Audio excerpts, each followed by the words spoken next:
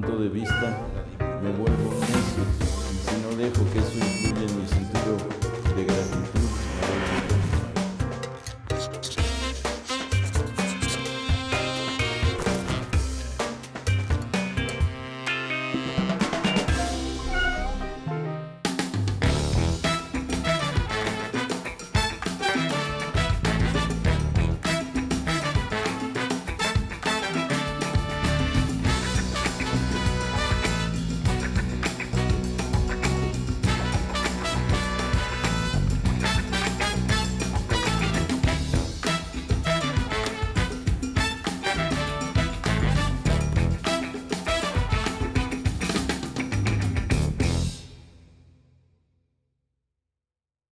Bienvenidos a este programa Carlos Monsiváis y los movimientos sociales. Yo soy Jesús Ramírez Cuevas y contaremos con la participación del historiador y escritor Francisco Pérez Arce, con la doctora socióloga Elvira Concheiro y con el historiador y analista de los movimientos sociales Carlos San Juan. Pues comenzaríamos con una primera reflexión, el trabajo periodístico, de reflexión, de escritura, de ensayístico del maestro Carlos Monsiváis, pues además de los fenómenos culturales y sociales diversos a los que abordó, pues una preocupación constante fueron los movimientos sociales. No solo su ser cronista de los movimientos sociales, sino también una reflexión sobre los movimientos sociales y una interacción con los movimientos sociales respecto a sus demandas, sus estrategias y sus programas. Y en ese sentido, me gustaría recordar lo que Carlos Monsiváis decía, que hablando de la historia de México, había que pensar que la historia de México es una historia de resistencia, de los momentos en los que la sociedad a nivel nacional, en las grandes gestas, la independencia, la reforma, la revolución y otras, o las pequeñas gestas regionales, locales, sociales, sectoriales, en los cuales la gente, los ciudadanos, los pueblos, pues han defendido sus derechos. Y a partir de esa reflexión, bueno, Carlos siempre fue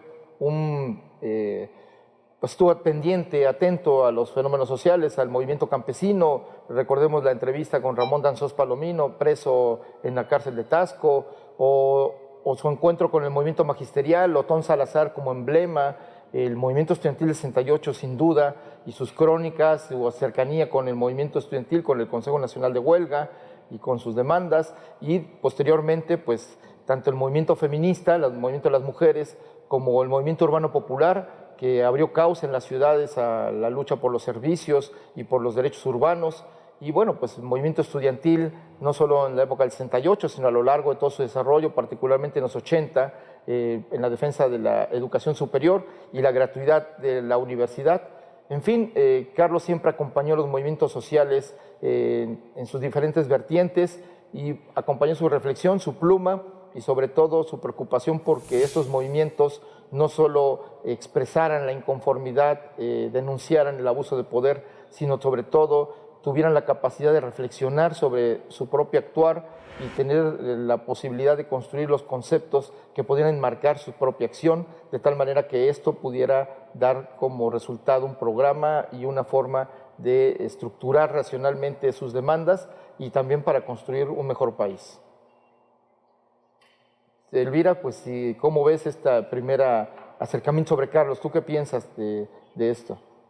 Yo estoy de acuerdo, creo que Carlos es el gran acompañante de los movimientos sociales en nuestro país desde bueno, sobre todo en la segunda mitad del siglo XX y de estos principios, pero de este siglo que hacen una figura muy particular de Monsiváis.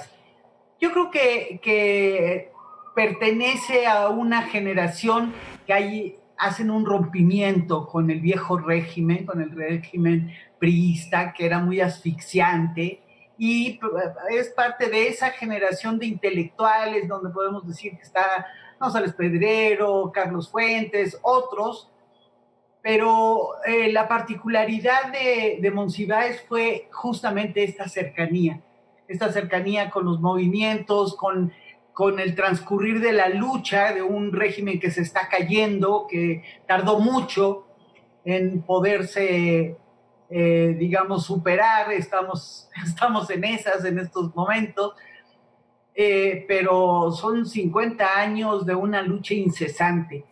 Y creo que a todos ellos, como tú acabas de mencionar, los marcó mucho las luchas de finales de los años 50, de los ferrocarrileros particularmente por la gran represión, pero había habido de mineros, de maestros, de médicos, etcétera. Es un momento muy particular que anuncia un nuevo momento. Desde luego después viene el 68, que viene, digamos, a condensar esa necesidad de transformación democrática de nuestro país. Es el gran demócrata, Monsiváis, que va a ser el crítico más ácido de los tropiezos, los esquemas, los atavismos que de todos modos los movimientos arrastran, ¿no? Y creo que en algún momento se excedió, en otros momentos fue tan certero que contribuyó. Y como tú dices, interactúa. Es tan cercana su crónica, su trabajo, se lo toma tan profesionalmente serio él, que está como el mejor militante en todos los momentos, las acciones de esas gestas, y eso lo hace un observador muy particular, con un muy alto conocimiento desde dentro de los movimientos, porque sabemos que una cosa es los grandes resultados o las grandes acciones de los movimientos sociales, pero otra cosa es su vida interna, que es de una riqueza y de una complejidad inmensa. Y Carlos estaba en ambos lados, digamos, ¿no? Desde fuera, pudiendo observar el curso general de esas luchas, y al mismo tiempo desde dentro, siendo un factor de crítica, un factor de apoyo, en fin, de darles visión más amplia. En particular me tocó ver dentro del movimiento estudiantil, pero también otro tipo de movimientos, ¿no? En otro tipo de movimientos, como el que se empezó a gestar cuando se luchaba por elecciones limpias, en donde también Monsiváis estaba presente como un factor de conocimiento, un factor de historia, un factor de visión larga de los movimientos. Eso diría ahorita. Muy bien. Paco Pérez Arce, ¿cómo ves toda esta situación? De acuerdo con ustedes, era el gran acompañante. Él caminaba con los movimientos. Eso me parece muy importante. No solamente lo observaba, sino caminaba con el movimiento. Pero yo quiero decir además que Carlos, aparte de comprometido con los movimientos, interesado en comprenderlos, aparte de eso, es un gran cronista. Es decir, la crónica en Carlos es un género literario mayor. Yo creo que no solamente inventó una forma o se unió a una corriente de entonces, el llamado nuevo periodismo, pero en Estados Unidos, donde estaba Norman Mailer, por ejemplo, que se le asocia mucho con él, pero él inventó su propia forma de hacer la crónica. A mí me parece particularmente importante sus crónicas del 68, dos de ellas en particular. La crónica de la manifestación del rector y la otra es la manifestación del silencio. Los dos en este libro, Días de Guardar. Me parece que ahí es donde arranca como el gran cronista, con una voz propia, con un estilo propio. Porque una cosa que llama mucho la atención es que cuando está hablando del movimiento en presente, está hablando de lo que está pasando, está haciendo el relato, también está presente el pasado. Y con la extraordinaria memoria que tenía, y con la cultura extraordinaria que tenía, y el conocimiento de la historia, está caminando en la manifestación y nos está hablando de dónde viene la manifestación históricamente.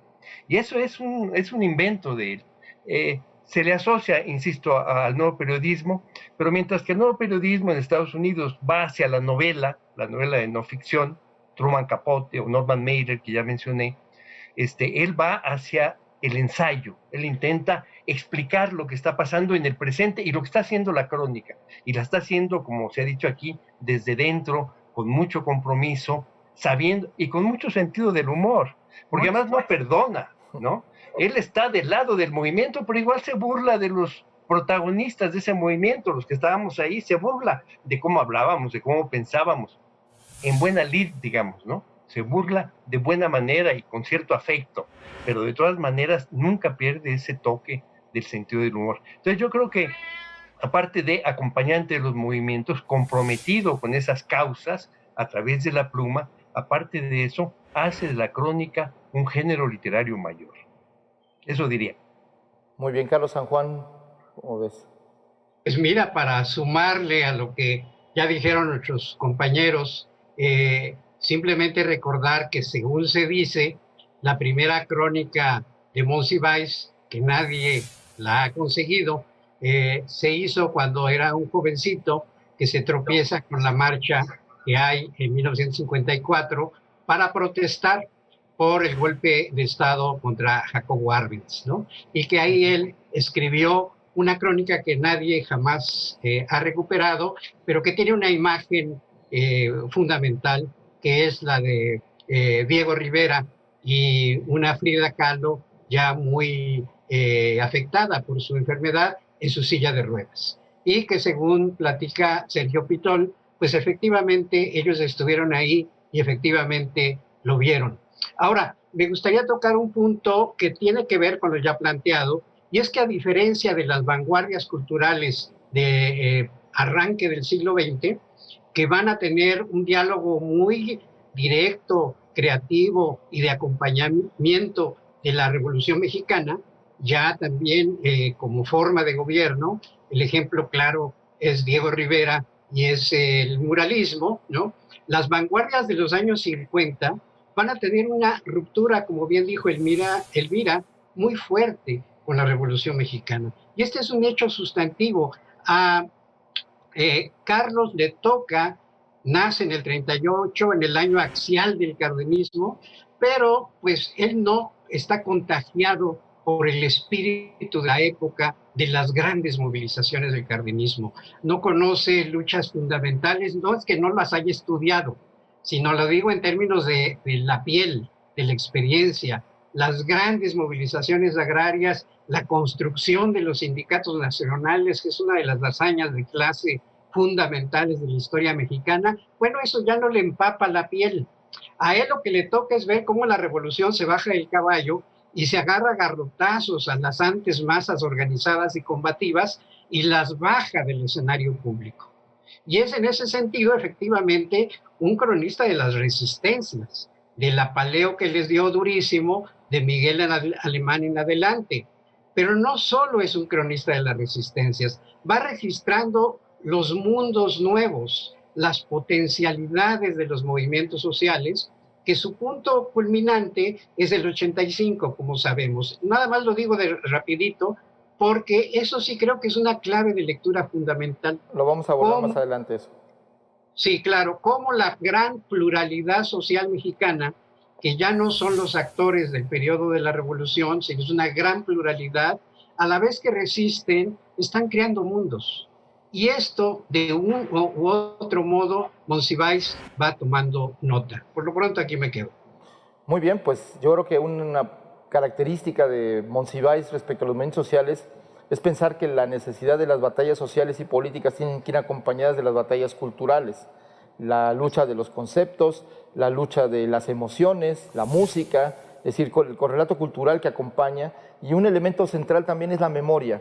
Cómo la sociedad, a partir de la recuperación de la memoria, puede, a pesar de la represión, a pesar del autoritarismo del que tanto se mofó y se burló, podía ser vencido, aunque sea simbólicamente. Y este es el primer principio de la derrota del autoritarismo.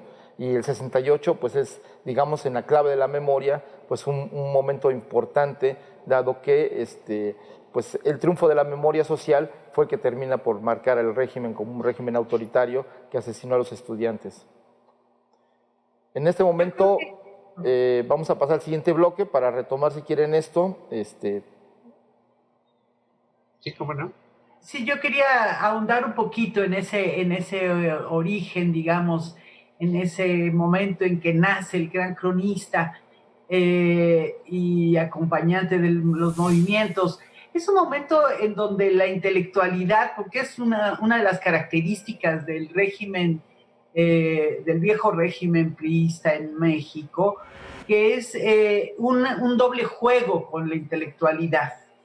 Tiene una densidad ese régimen, el Estado mexicano, y una densidad cultural muy grande que sabe absorber de los intelectuales, sabe tener un trato privilegiado, especial con ellos, al tiempo que mantiene un régimen de censura, de persecución, de cerrazón. Y Carlos Monsiváis supo deslindar muy bien, muy claramente, no oír los cantos de sirena del régimen, que era algo difícil. Era algo difícil porque el régimen priista tenía además esa vertiente hacia afuera, progresista, etcétera, ¿no? De manera que es efectivamente, como dice Carlos San Juan, un momento en que ya ese régimen comienza a mostrar más su faceta autoritaria, su faceta represora, y Carlos Monsiváis es expresión de un momento de toma de partido, de toma de posición muy clara, al tiempo que está surgiendo en el mundo una nueva izquierda, o así se llamaba, ¿verdad?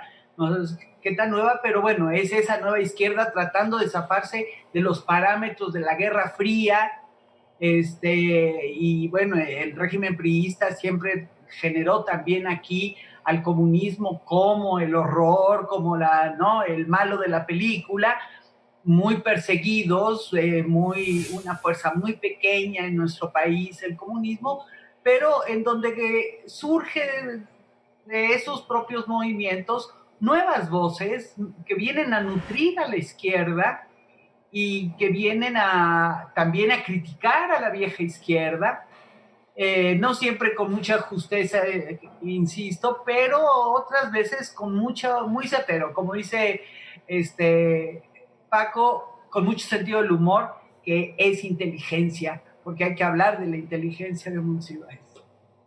Muy bien, vamos a un corte y continuamos con esta interesante conversación.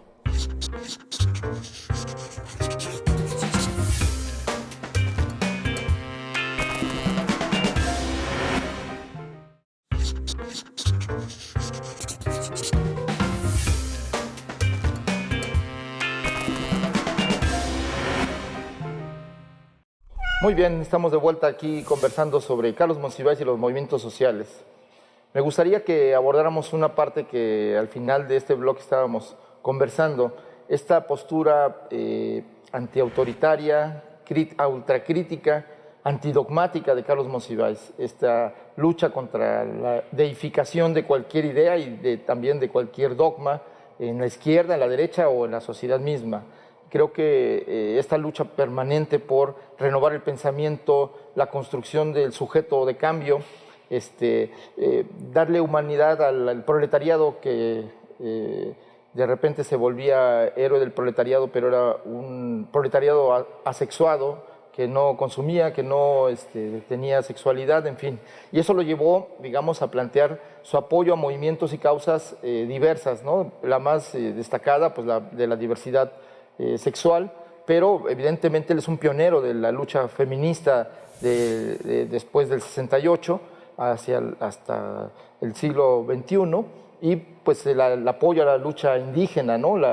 Esta expresión, la lucha zapatista, la rebelión, el levantamiento armado del ZLN, pues revela la existencia por un lado, del racismo y el clasismo que soterrado, oculto en nuestra sociedad, pero también el tema de la desigualdad. Entonces, cómo Carlos tenía esta lucha ideológica contra el dogma y contra la ideologización misma que a veces obnubilaba a los dirigentes, a los activistas, a los cronistas mismos de los movimientos, y que intentaban enderezar todo a través de los conceptos y adaptarlos a la realidad y no adaptar su pensamiento a la realidad. Entonces, esta lucha permanente por la renovación, por la construcción de los conceptos adecuados al momento, pues fue algo muy importante.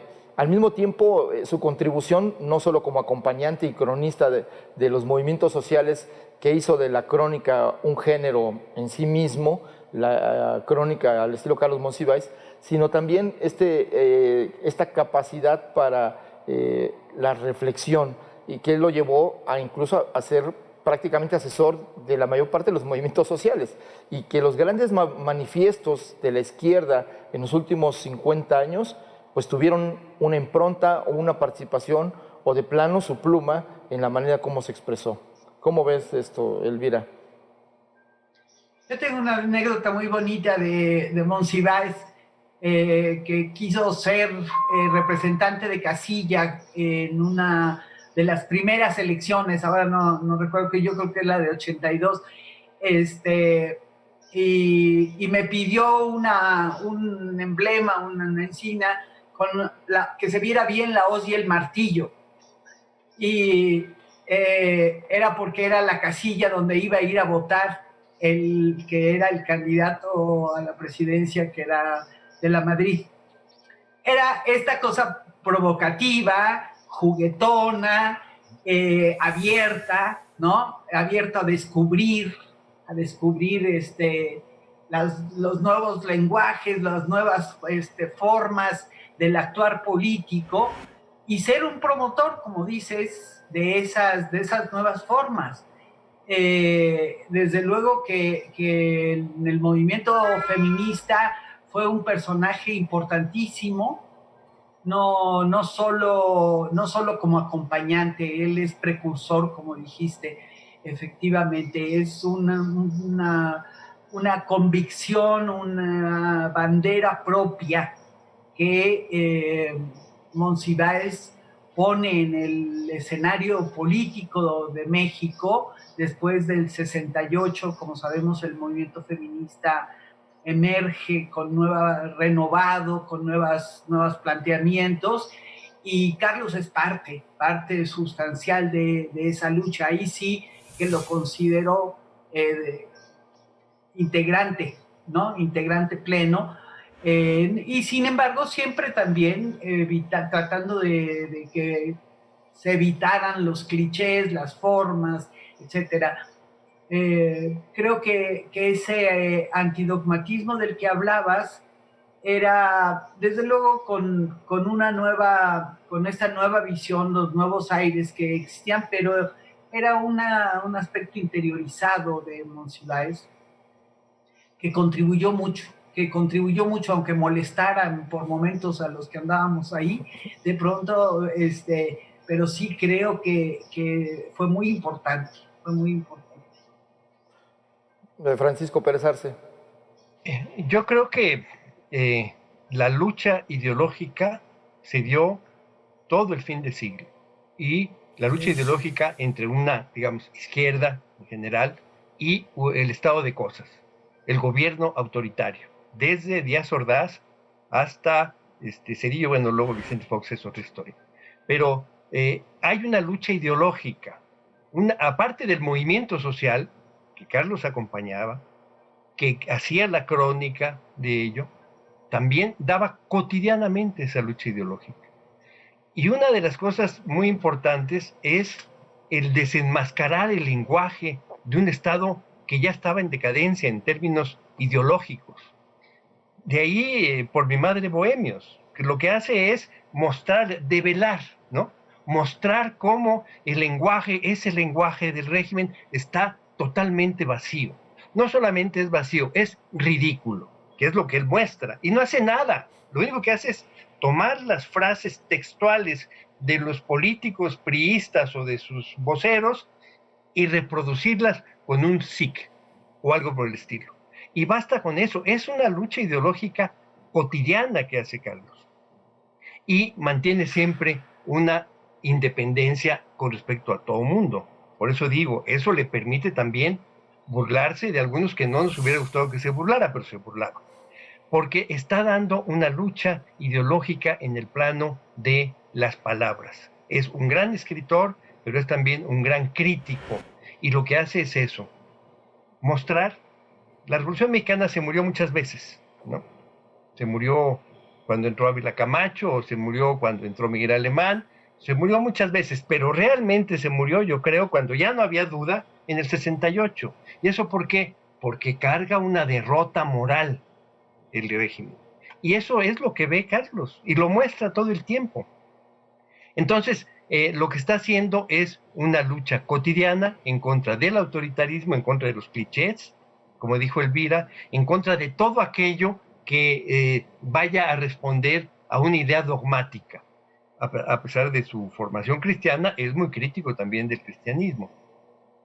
Entonces yo creo que su papel no solamente es el papel de acompañante de los movimientos, no solamente es el gran cronista con una calidad literaria y ensayística importante, la aportación de repente de una palabra, de un punto de vista, de una frase que era producto de su ingenio y de su cultura, pero quedaba en el centro, ¿no? De ahí que se diga que en el 85 él reinventó la palabra sociedad civil, pero le dio una connotación específica.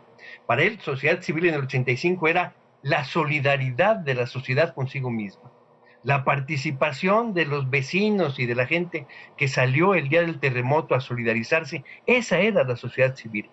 No importaba tanto el concepto teórico, pero a partir de ahí se empezó a utilizar con claridad qué significaba la sociedad civil, esa que estaba del otro lado del Estado. El Estado inepto, incapaz de responder a una emergencia, y la sociedad civil, el pueblo, la gente que estaba ahí, que era la que era capaz de responder con la solidaridad y con lo que se necesitaba en condiciones de emergencia. Eso diría. Carlos San Juan, ¿qué nos dices de esa capacidad? Mira, yo creo que ahí es muy útil para reflexionar sobre un encuentro en Monsiváis de una decisión ética, de ética política, y una decisión de crítica cultural impresionante. Y su vida, yo creo que es una coherencia muy difícil de lograr en nuestro país entre una decisión muy temprana que le ocurre cuando es muy joven de tomar una decisión ético-política y mantenerla. Y irla alimentando de una dimensión cultural que creo que es una de las vetas que hay que retomar, trabajar, exponer de manera profunda en Carlos, porque Carlos es el gran intelectual del siglo XX mexicano y tenemos que colocarlo en ese nicho ahora ocupado por muy diversas otras figuras, pero porque necesitamos recordar su gran dimensión cultural, donde tenía una patota metida en la alta cultura y la otra patita, como 100 pies, la tenía metida en las industrias culturales, en los movimientos sociales, en la vida nocturna, en etcétera, etcétera, etcétera. Pero es el gran intelectual. Pero bueno, aquí el asunto es cómo se encuentran estas dos cosas en una decisión ética por luchar para restablecer la vida pública mexicana. Fíjate. Y desde esa perspectiva es que va a ir analizando a los movimientos sociales, pero no solo a ellos. Analiza las notas de sociales, analiza a los grandes personajes del país, pero también de la farándula.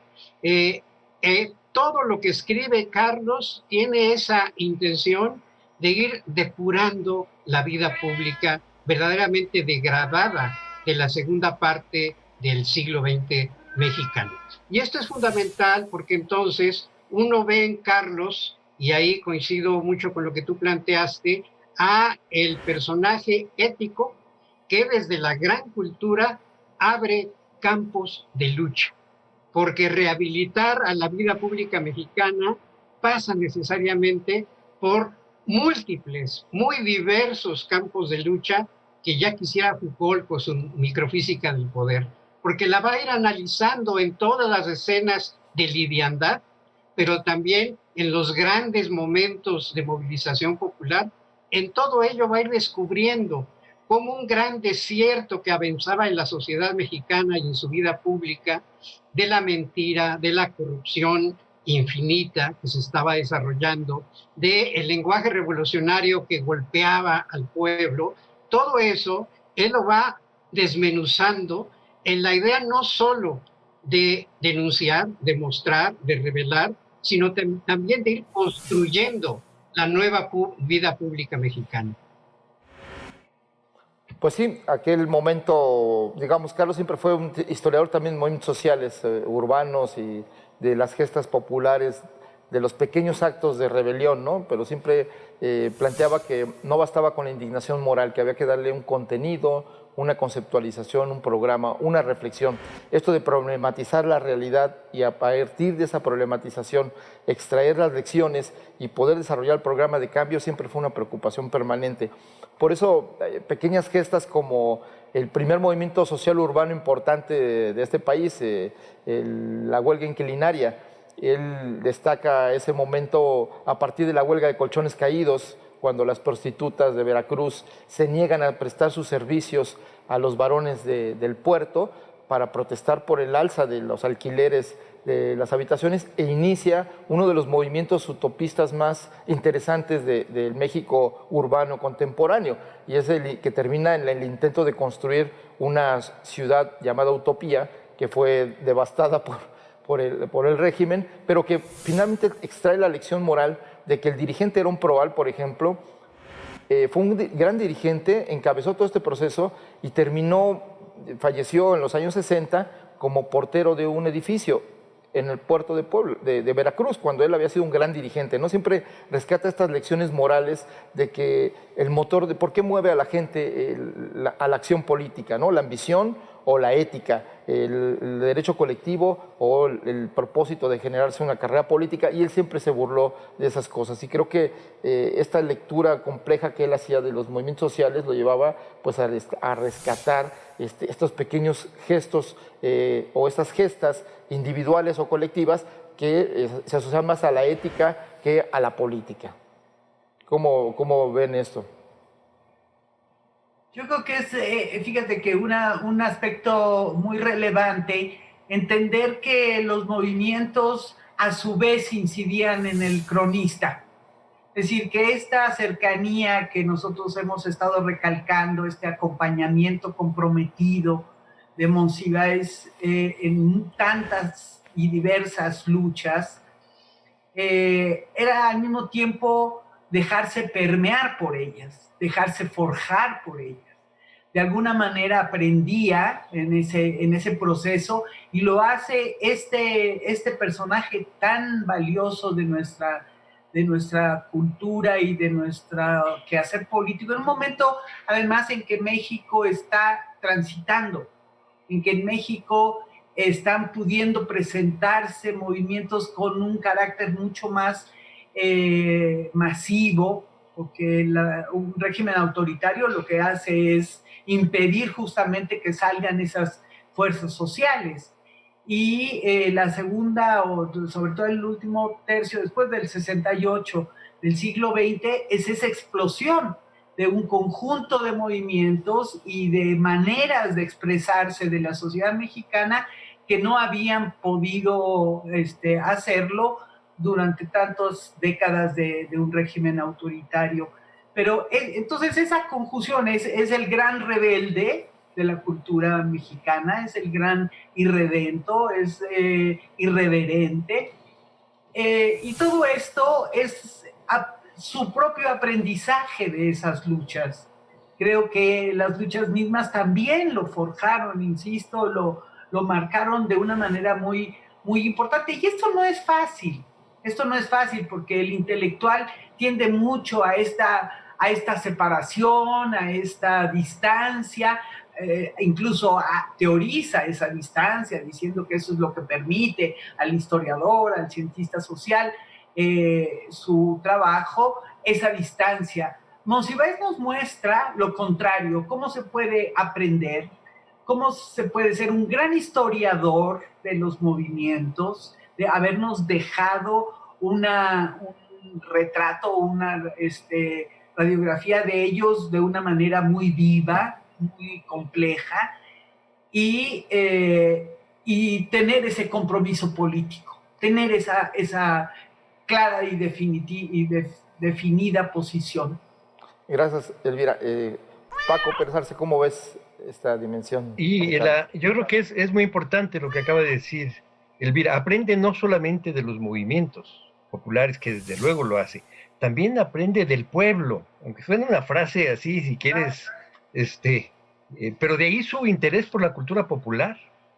Él valora la cultura popular, no la ve como algo folclórico, como algo curioso, no, le da importancia a la cultura popular. De ahí el gran museo que ahora tenemos ahí en el centro, el estanquillo, bueno, muestra su afecto por el pueblo, su interés por el pueblo y de la importancia que le da la cultura popular y de los movimientos también.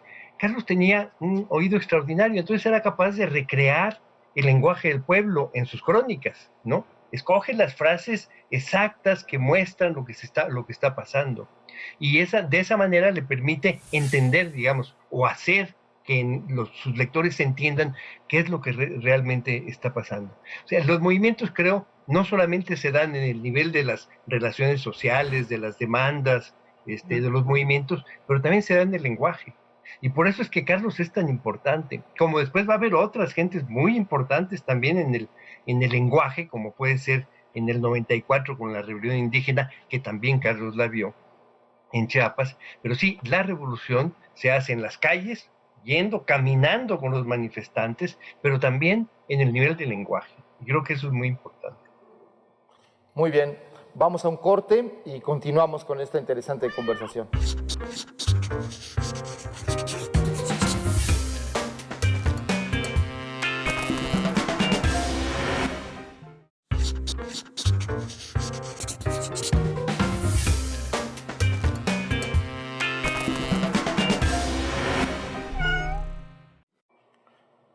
Estamos de vuelta aquí en este programa sobre los movimientos sociales y maestro Carlos Monsiváis. Hay un tema que ya se ha abordado un poco y que me gustaría que pudiéramos profundizar. Es esta idea sobre qué es primero, el hecho histórico, las prácticas sociales o los conceptos. Carlos siempre jugaba con esto, nominalismo y realismo, le dicen en la escuela los anales en la historia.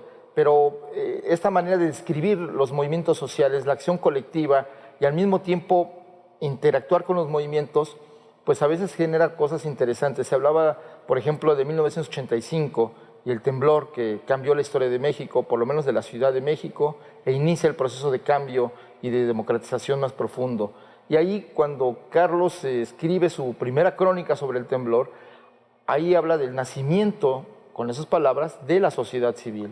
Y ahí genera un comportamiento social y político completamente distinto, enfocado hacia los derechos humanos, que entonces empezaba a hablarse de los derechos humanos y sobre la necesidad de la vocación democrática de la izquierda, romper con su idea tradicional de la revolución, en fin, del asalto al poder y abrirse a los cauces de la lucha democrática y electoral. Creo que es un momento fundacional, tanto de su trabajo periodístico como de la vida política del país. Y hay algunos otros momentos interesantes, además de ser expresamente un partidario de las causas perdidas, aquellas causas que aparentemente son derrotadas, pero que moralmente son justas y que por lo tanto en el tiempo terminan triunfando. Y creo que el concepto, por ejemplo, de lo marginal en el centro, para explicar el papel de la marginalidad social, así llamado, considerada por la centralidad de la mayoría moral, del movimiento por la liberación sexual, lo que se conoce hoy como la diversidad sexual, cómo a partir de ese concepto construye una relación entre el poder, la sociedad y la interacción con esos movimientos, y el derecho a la diferencia.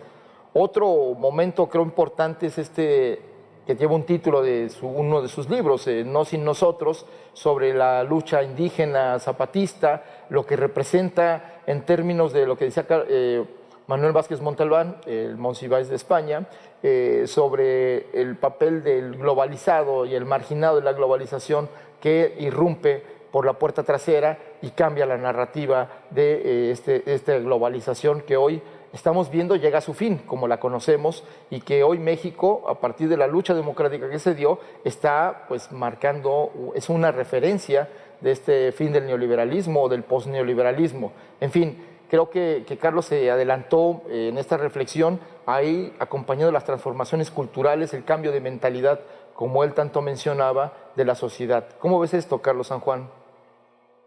Bueno, tocas un punto que yo creo que es fundamental. Obviamente está abierto al debate y ahí pues me atreveré a decirte mi opinión al respecto. Yo creo que lo que hace Monsiváis es que uno vaya reconociendo el lente invertido en el que se mueve la cultura, las representaciones, los conceptos que nos informan y le dan forma a la sociedad. Y es lente invertido porque lo que aparece en el primer plano son los fenómenos de la modernidad y las expresiones sociales de la modernidad. Y la modernidad pues, fue un proceso muy importante, es un proceso muy importante que sin embargo social y culturalmente es profundamente jerárquico e invierte el sentido de la sociedad cuando la mayor parte de estos integrantes de la sociedad simplemente no se ven. O, como ahora ocurre, aparecen bajo nombres infamantes. En el siglo XIX eran las masas peligrosas, ¿no? Era el pelado. Ahora es la sociedad informal que con toda urbanidad se repite constantemente en todos los medios de expresión posibles.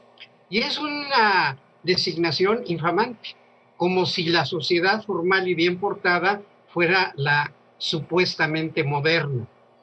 Yo ahí creo que lo que trata de hacer Monsiváis es en estos combates culturales, es decir, señores, necesitamos invertir la pirámide, que la gran base social en su enorme riqueza y pluralidad, donde se desbordan las nociones ortodoxas de las clases sociales para aparecer una multiplicidad creciente según se explora, lo que necesitamos es invertir esa perspectiva. Y eso pasa efectivamente por una labor arqueológica, de explorador, sociológico, de periodista, de acompañante de los movimientos, de ir aprendiendo esos sentires populares que han estado permanentemente abajo del asfalto de la modernidad. Y eso creo que es la gran empresa cultural de Monsiváis. Por eso creo que es muy pertinente cuando tú estableces esta dificultad entre qué es primero el hecho o el concepto, porque efectivamente, en términos de la hegemonía cultural de la modernidad y yo me atrevería a decir de la sensibilidad burguesa, esto no tiene vuelta de hoja, ya está construida una idea o ideas de cómo funciona y cómo está constituida la sociedad, entonces ya no le muevan, ahí está la hegemonía cultural dominante, que nos dice cómo esto se arma y funciona. Y lo que propone Monsiváis es decir, pues fíjense que no, fíjense que esto es la representación dominante, pero a esto hay que irla fracturando constantemente. Y a eso se dedica. Y se dedica además con un ingrediente sustantivo que ya se mencionó, que no es posible desarrollar esta tarea en sociedades que se creen muy en serio y de manera muy respingada, que efectivamente tienen la verdad en sus manos, uno no lo puede hacer sin una gran sonrisa, sin un gran sentido del humor que erosione de entrada estas certidumbres y ayude a reconfigurar las representaciones conceptuales de la sociedad. Yo creo que hoy en México estamos en una enorme oportunidad de que la inversión de la pirámide social, sea radical, que podamos entrar en labores de exploraciones. Me recuerdan mucho los años 20 y 30 mexicanos del siglo XX, donde grandes y pequeños y medianos pensadores dedicados a la lectura o a la enseñanza se fueron a conocer cómo estaba el sentir de los pueblos. Me recuerda a los años 70, evidentemente, con esta gran migración de jóvenes hacia sindicatos, sociedades agrarias, etcétera, etcétera, hacia las colonias populares, que fueron dando elementos para ir reconstruyendo ese sentir popular que estaba perfectamente pavimentado. Entonces, en ese sentido, sí creo que la formulación de la pregunta que haces es fundamental. Hoy estamos ante la posibilidad de dar una gran lucha cultural que restablezca el rostro real de esta sociedad y que recuperemos esta capacidad, yo diría, más que literaria, cinematográfica de Carlos Monsiváis, para mostrarnos la diversidad de rostros, tanto en el gran plano de conjunto como en los detalles específicos, la posibilidad de leer no solo en términos letrados, sino también en los términos del gesto, del cuerpo, de la actitud, que nos dan informes de lo que está ocurriendo con esta sociedad, poder ir avanzando en ello. Qué bueno que hoy tenemos, por ejemplo, la posibilidad muy de Monsiváis, en una escena muy de Monsiváis, que en la escena política mexicana aparezca de repente una gran boa. Yo creo que eso es un verdadero homenaje a Carlos Monsiváis, que nos va a ayudar en mucho a esta tarea de darle la vuelta a las representaciones culturales y, señores, decirles con todo respeto, pero su escenario político democrático de partidos, fíjense que trae una boa. Eso es lo que a mí me parece. ¿Qué piensas, Francisco Pérez Arce, de estas reflexiones que dice Carlos? Mira, yo creo que el nombrar las cosas, el encontrar el concepto, no es una cosa fácil. Es una cosa que sucede cuando hay una mente crítica muy culta como la de Carlos, y entonces ve algo y puede formularlo, puede nombrarlo. Hablamos del tema de la sociedad civil. No importa el concepto gramsciano, él quería decir qué era lo que estaba viendo. Y entonces habla de la sociedad civil, y a partir de entonces todo el mundo empezó a hablar de México, no de la sociedad civil como concepto teórico, sino de esa sociedad civil. Hay otro momento que creo que es muy importante en esta revolución de las palabras, que significa también una revolución en la conciencia del pueblo, que es el movimiento indígena en el 94, el levantamiento del EZLN. Carlos escribe una crónica que a mí me parece muy importante, que se llama Nosotros somos la puerta, que es la crónica de la marcha zapatista que viene desde Chiapas hasta la Ciudad de México, recorre 2 estados. Y entonces Carlos lo que está haciendo es narrar lo que está pasando, pero al mismo tiempo está haciendo una disección de la sociedad mexicana, utilizando las palabras de los que están con el movimiento indígena y los que no están con el movimiento indígena. Y termina la crónica como termina esa historia, con una mujer indígena en la tribuna del Congreso mexicano hablando por primera vez, y con los panistas huyendo para no oírla. Es decir, lo oyeron, pero afuera de la Cámara, ¿no? Ese es el final de ese episodio que cuenta Carlos. Y utiliza entonces la crónica de esa marcha, larguísima marcha esa, desde San Cristóbal hasta el Zócalo, y nos muestra a la sociedad mexicana. Y nos muestra una sociedad mexicana que es racista, que ha sido racista y que está empezando a darse cuenta de que ahí están los indios, de que una cosa que es muy notoria, de que en la lista que lee Marcos en el Zócalo de todas las etnias, pregunta Carlos, ¿quién es capaz de reproducir los nombres de las 60 etnias o 54 etnias que nombra Marcos? Ninguno de nosotros, a lo mejor me equivoco, pero ninguno de nosotros es capaz de reconocer los nombres de 50 etnias indígenas mexicanas, ¿no? Nos sabemos 10, 15, en el mejor de los casos a lo mejor 20 si somos muy, muy memoriosos, pero no vemos a los indios. La sociedad mexicana no veía a los indios, y el levantamiento zapatista hizo que los viéramos. Y la crónica de Carlos nos muestra eso, y le da nombre, ¿no? y muestra cómo es un lenguaje distinto y cómo a partir de ese movimiento el lenguaje político cambió. Ese año cambió el lenguaje político. Ese año pasaron muchas cosas, pero el movimiento indígena hizo que cambiara el lenguaje.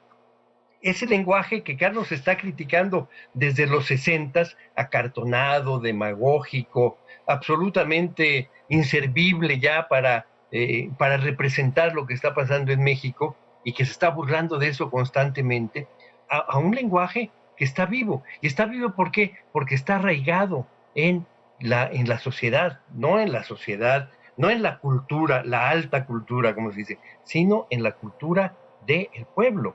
Ahí es donde se arraiga, y ahí es donde los cambios en el lenguaje, el nombrar las cosas, empiezan a denotar que hay un cambio en la conciencia.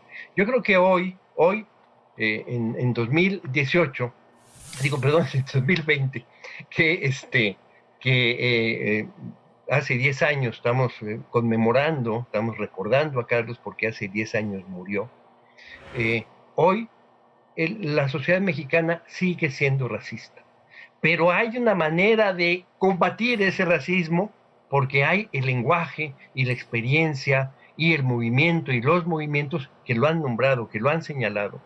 Y por eso creo que es muy importante la crónica, creo que es muy importante que llamemos a la gente a volver a leer o a leer por primera vez, porque seguramente muchos jóvenes no han leído a Carlos Monsiváis, y yo diría que leyeran sus crónicas de los movimientos sociales, porque le va a dar cuenta no solamente de un lenguaje literario extraordinario, sino de una disección de la sociedad mexicana a partir de la crónica de sus movimientos. El movimiento del 68, el movimiento del CEU, el movimiento, el terremoto, el movimiento magisterial, mucho antes de que fuera satanizado. A Carlos ya no le tocó ver la satanización que se hizo de la gente, pero él siguió antes ese proceso de organización de los maestros y valoró a los maestros.